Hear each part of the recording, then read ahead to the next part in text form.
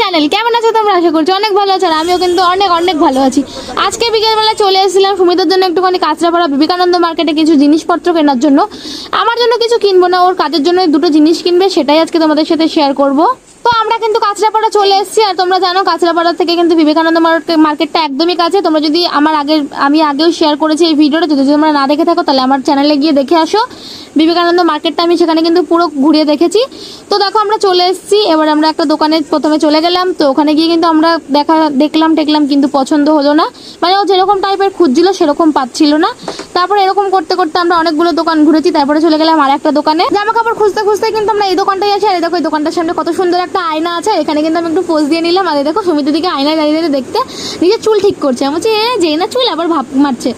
তারপরে এমন করতে করতে আমরা আবার আগে যে একটা দোকানে আমরা দেখে এসেছিলাম সেই দোকানে কিন্তু আমরা ঘুরে ফিরে গিয়ে আবার ওই প্যান্টটাই নিলাম। কিছু কিনবো না করে গেছিলাম, তো কিন্তু তারপরে মনে হলো আমার তো কোনো একটাও ফেস ওয়াশ সব শেষ হয়ে গেছে, তাই ভাবলাম চলো মল থেকে গিয়ে একটা ফেস ওয়াশ কিনে নিয়ে আসি, কারণ মলে ফেস ওয়াশের খুব অফার চলে। সেজন্য চলে গেছিলাম একটুখানি আমরা এক্সপ্রেস বাজারের ভেতরে কিন্তু আমরা ঢুকে গেলাম। তোমাদের বলে রাখি আমি কিন্তু কিনতে গেছিলাম ওখানে বডি ওয়াশ, কিন্তু ওখানে মহিলাটা আমাকে ভুলভাল বুঝিয়ে কিন্তু একটা ফেস ওয়াশ গছিয়ে দিয়েছে। যাই হোক ফেস ওয়াশটা নিয়ে আমি খুশিই চলে এসেছি, আর কি বলবো।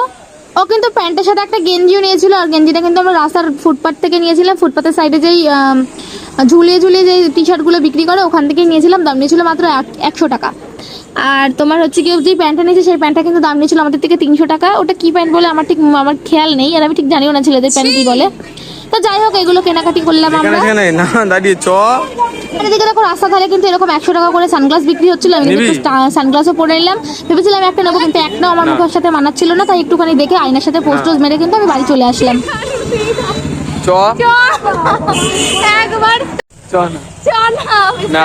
একবার যাবো ওই বডি ওয়াশটা নিয়ে আমি চলে আসবো। এমনি শপিং করে দেখো না আর ভালো লাগে না, বাড়ি যাবো না।